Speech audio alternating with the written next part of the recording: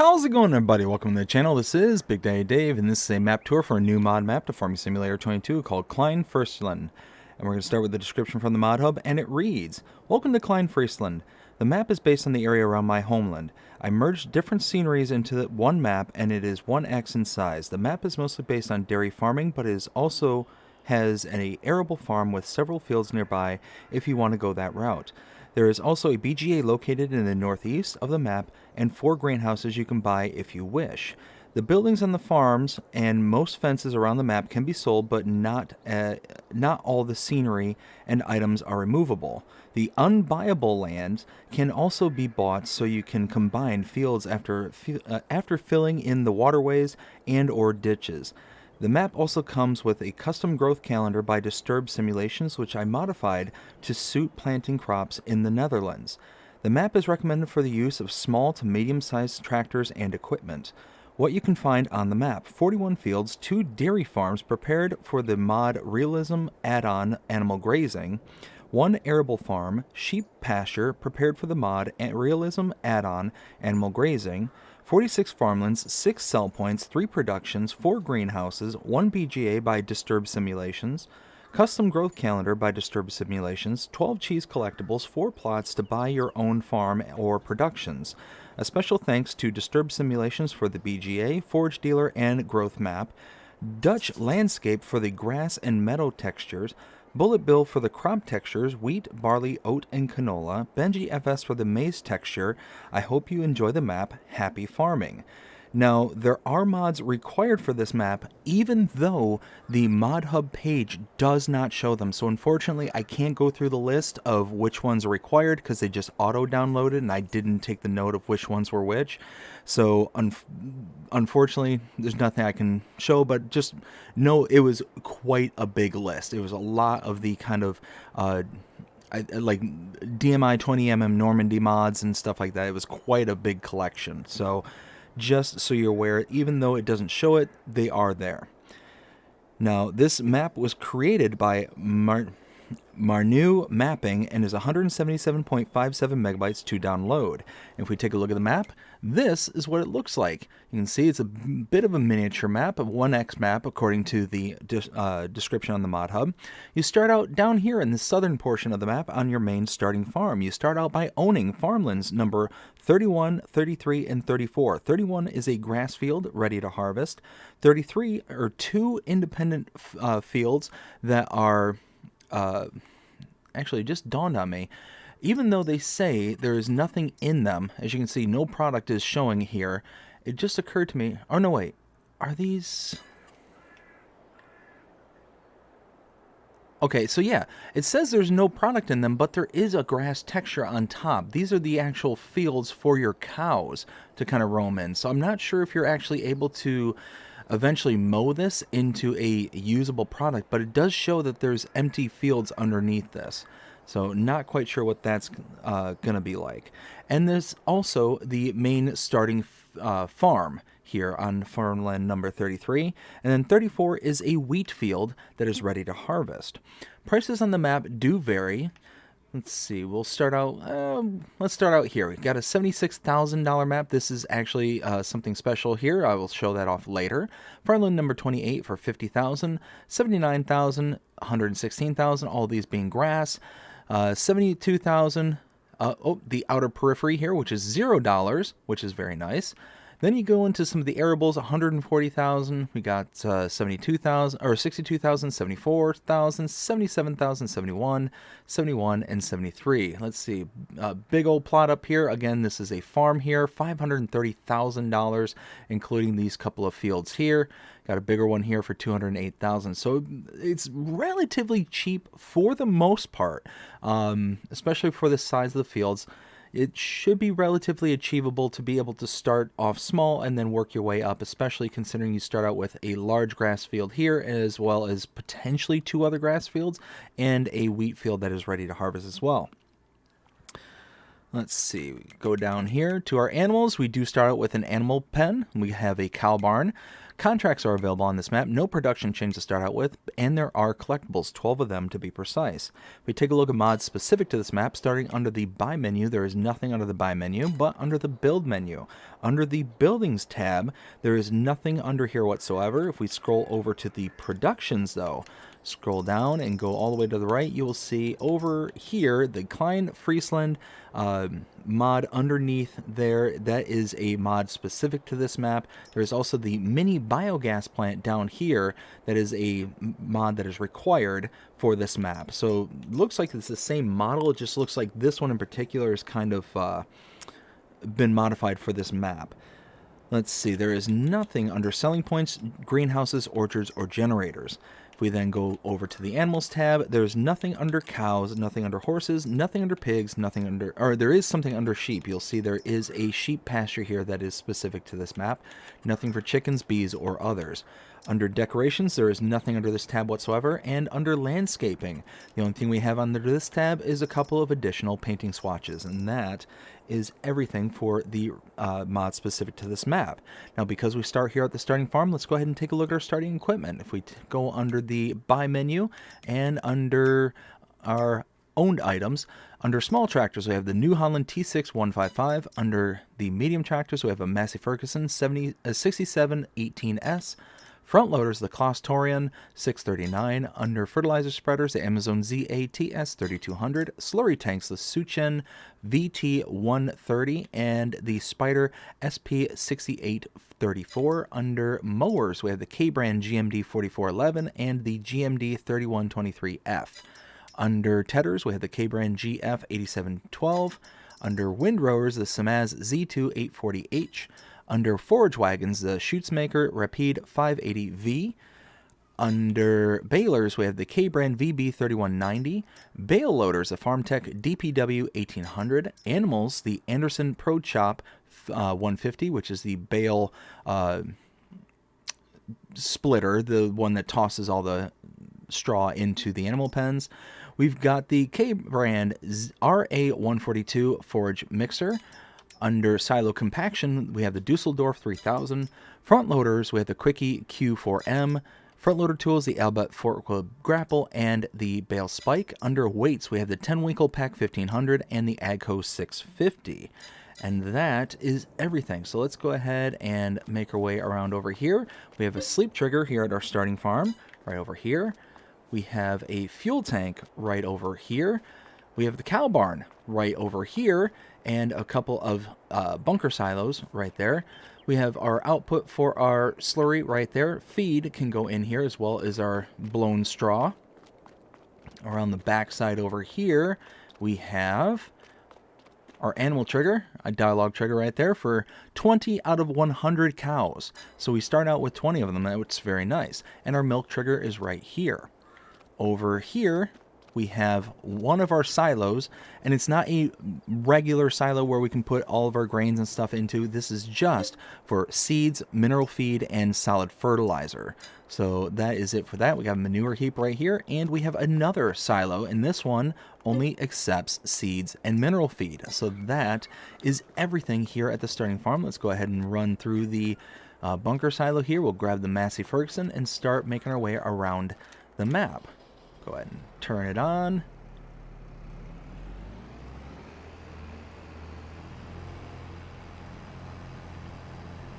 And we'll go out the front gate right over here.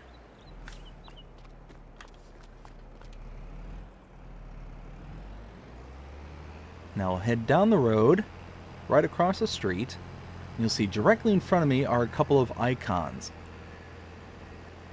It's right here next to our main starting field. That there is a slurry basin. It's essentially a slurry silo. So now we'll turn around and head back from whence we came.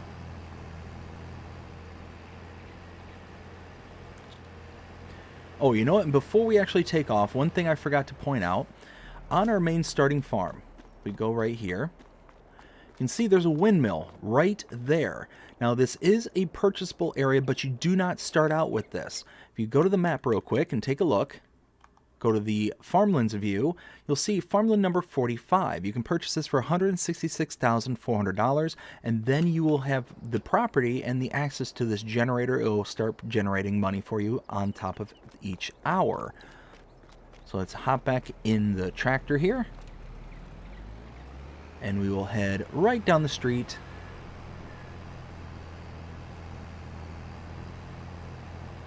across the bridge right here to the shop area. We got our shop trigger right here and our repair trigger right here.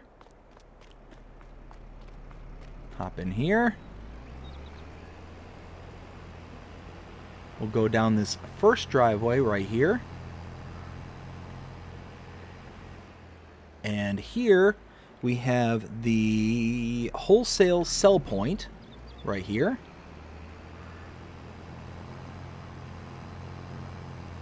Now we head back out and go right next door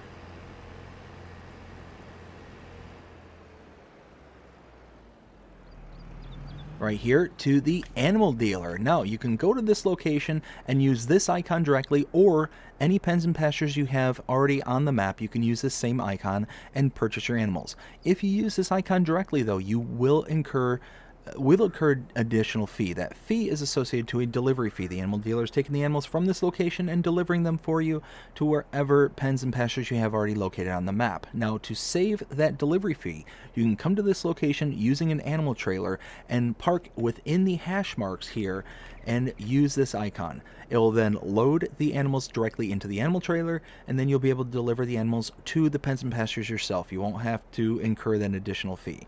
Now, it does add up, and it does get pretty expensive depending on the number of animals that you're going to get. For an adult cow, you're talking an extra $100 per adult cow. You can see here, if you buy 60 cows, that's $6,000 just for them to do the work for you. And we have room for an additional 80 cows just in our one starting barn. So that's going to be an extra $8,000 on top of the already $93,000 for the 60, plus however much more for the extra 20. So it adds up, and it adds up very, very quickly. Now, directly in front of me, that is the seed, fertilizer, and lime buy point right here. Around the back side over here, right here, we have the animal dealer sell point, and tucked away over here, we have the forage dealer sell point. Now we're going to backtrack just a little ways.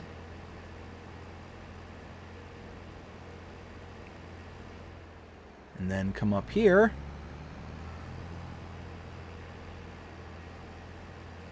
To right here. Now, I'm going to refer to this as farm number 2. Now, if we take a look at the map, we started here on the main starting farm. We went up across the street over to the slurry basin, came back across the street, down the road, over the bridge to the shop trigger and repair trigger. We went right next door to the wholesaler sell point, and then we went over to the animal dealer, the seed, fertilizer, and lime buy point, the animal dealer, as well as the forage dealer. We then came back up and around over to here. If we take a look at farmland number 43, purchase that for $22,724.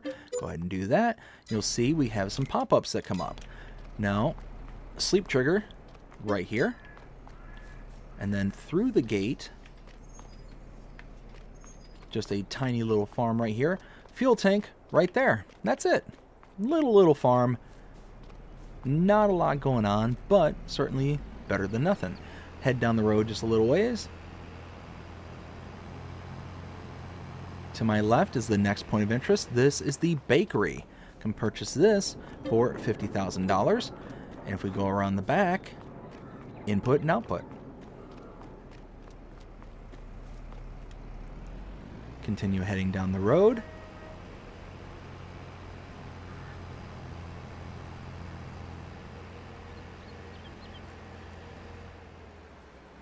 We'll stop right here. We have the grain mill right here, can be purchased for $96,000. Input here, output here.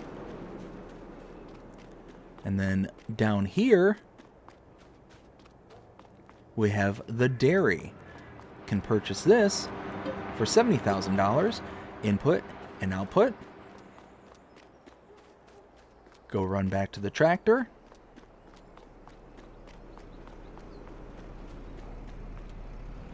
Then head just down the street, just a little ways.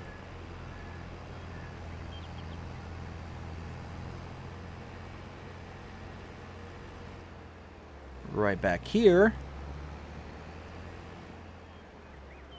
Supermarket sell point is right here. In front of me is the farmer's market sell point. And then off to my right, we have 2 greenhouse production points. They are purchasable for $10,000 each. You walk up here, you can see right there, 10,000. Input here for water, output for your vegetables and fruits right there.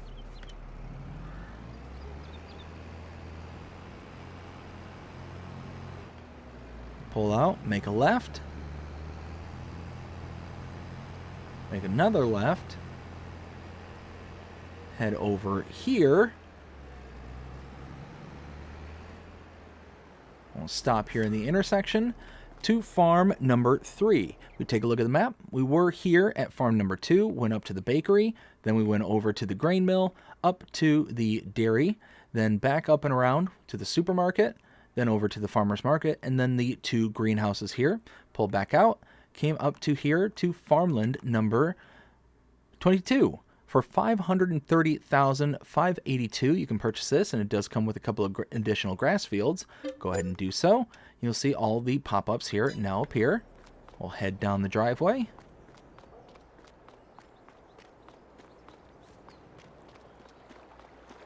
So around the back side over here. Sleep trigger right here. Fuel tank right here.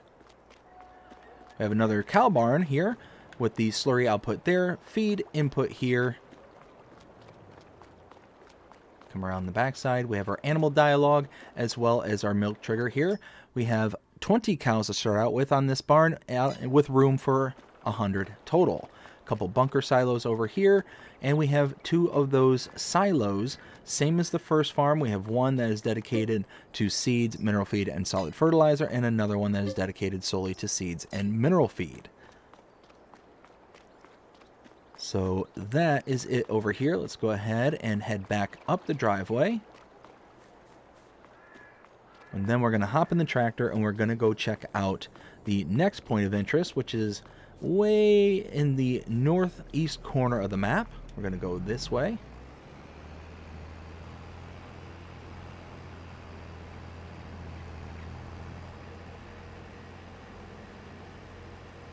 And as we follow this road around, you can see it coming into view. This is the biogas plant.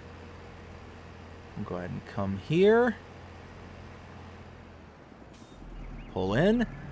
And we'll stop right here. If we take a look at the map, we were here at farm number 3. We came across the driveway up to farmland number 36 for $115,986 and purchased that. And now you can see we have items that appear. Now there is a electrical charging station here, but I don't see like the icons that would indicate that it works. So I'm gonna say that it's here, but I don't know if it works or not. Here we have our solid input here, liquid input here, as well as our liquid output here for our digestate. Now I'm also seeing the biomethane refill right here, so that has actually kind of got me curious. So you can see electrical charge and methane are both storable outputs. It doesn't just auto sell these, and you can also see how there's more than just the normal products that we can take. Normal products, silage, slurry, manure, and sugar beet cut, we're used to seeing that. But whole sugar beets, potatoes, and straw, these are all items that are not normal for a biogas plant. So my guess is that the methane can be taken out here for your vehicles that potentially need methane, as well as your electrical charge possibly can be taken out here. But again, those are just guesses. That might just be that you can actually have them as a product of holding and selling for other things that you can use, maybe production points and stuff like that. Now heading out here, we're going to backtrack. Oh, easy. Let's not go into the water.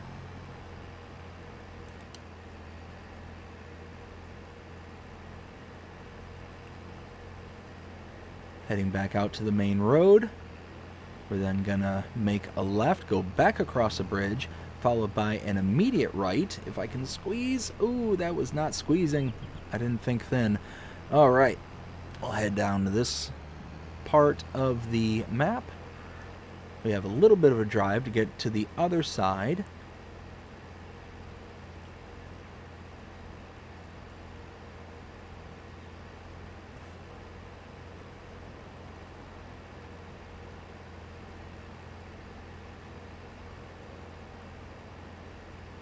So just around the corner over here,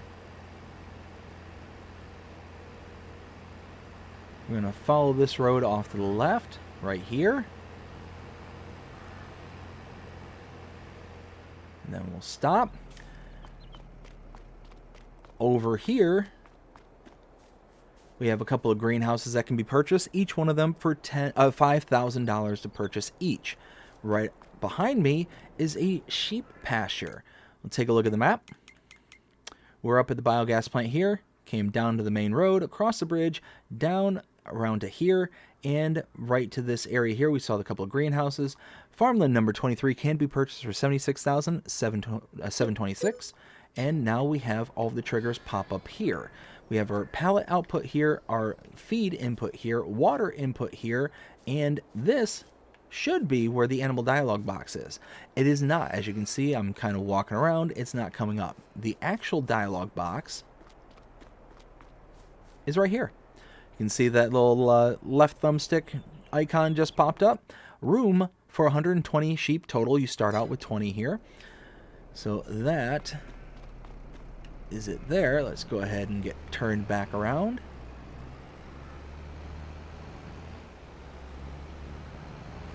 Head back out to the main road. Make a left here. Ooh, that just caught my eye right there. Hold on. See, that's part of the periphery, but I wonder. Let's go ahead and buy it because it is free. Nope. Okay. So the reason I did that is because it looked like there was actually a production point here that looks like the same mod as the kind of windmill production that works with grains and stuff. So one of those, I just wanted to make sure that I was taking that into account, but it looks like it's fine. So right back here, we have a sell point. This is the restaurant sell point. And then heading down the road,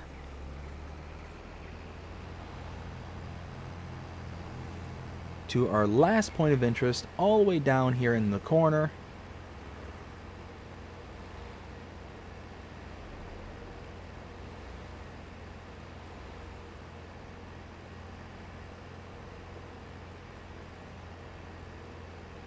Right here, we'll make a right. And this is what I'm going to refer to as farm number 5. Farm number 4 being the sheep pasture we just drove past. So we were here at the sheep pasture, came up and around to the restaurant sell point, came all the way down to farm number 5, farmland number 15 for $236,808. Go ahead and purchase that. And now we have all the triggers that pop up. We have our sleep trigger tucked away right over here. Silo right there. Fuel tank straight ahead. And a bunch of storage. That is it. That is everything to show here for Klein Friesland. Now it's time to render my opinion and let you know what I think. 0 to 5 scale as per usual. This one I feel is kind of a mixed bag for me personally. So, looking at the color palette, I like the color palette. I think it's nice. It's toned down. It makes it feel real. The kind of terrain and undulations, the kind of layout and whatnot. So the general terrain on this map is very flat. for the most part. There's a few little mounds and hills and stuff like that, but it's really just kind of a flat map for the most part. And for that, I'm not a huge fan of. I'm not a huge fan of incredibly flat maps, and this one is pretty flat. Now, the one thing I will say in its defense is even though it is very, very flat, it does a very good job of utilizing these rivers and kind of causeways and all this stuff to make it to where it's still a very interesting landscape. It's not just a kind of slap put together kind of thing to where it's just kind of where you can just see across so far into the landscape and into the beyond, where it's just kind of boring and isn't really much to do. Like there's plenty to do, but there's just not much kind of to kind of catch your eye and to really kind of keep you from, almost getting bored. So for that, it actually does a very, very good job. And because there's so many trees and so much kind of, general landscaping that's going on around this map, it actually kind of makes you forget on how flat the map is. So I would definitely lay that as a kind of advantage that this map has that most other maps really don't. Most flat maps don't. Is that even though it is flat, it's actually got so much going on it that it actually makes it rather interesting and rather appealing. The road network is actually incredibly interesting because of how the rivers and creeks and all this stuff is kind of laid out. It makes the map that it's only a 1x map. Whoa, clobbered. It actually makes it out to be kind of an interesting looking or interesting kind of roadway and network. It makes it to where it's actually makes it feel larger than what the map actually is.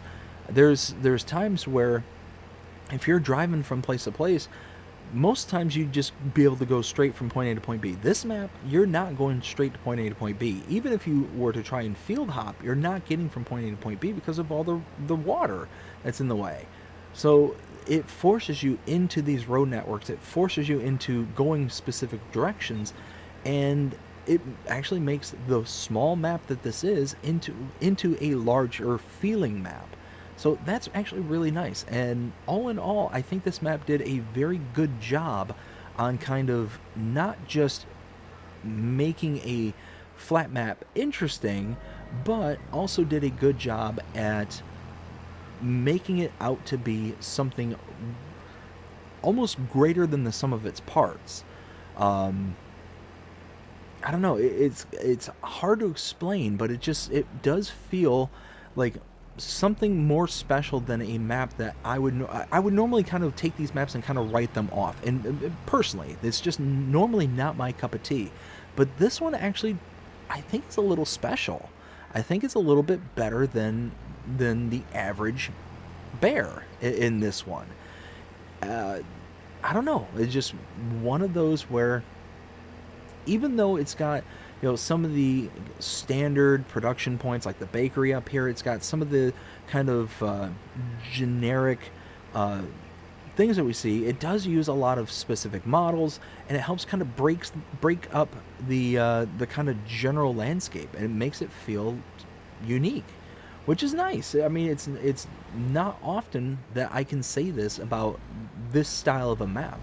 So what would I give this map? When everything's all said and done, between the landscape, the kind of color palette, and all this stuff, what would I say that this map deserves? 0 to 5 scale as per usual. I would actually give this something above average. I think that this is probably a 3.5, approaching a 4. I won't say it is a 4, but I'm definitely saying it's getting there. It would take a few maybe small tweaks, but I don't know what in particular it would take to kind of bump it up to that 4 level. It's very, very close. It's very close. But 3.5, I think, would be a fair score to give this map. But that's it. That is everything here for the tour. I hope that you enjoyed it. If you did, please show me by liking, sharing, subscribing, following, commenting, doing all the things. The algorithms enjoy you doing this as you're engaged with this channel, enjoying the content. And that being said, I hope you have a fantastic day. Take care.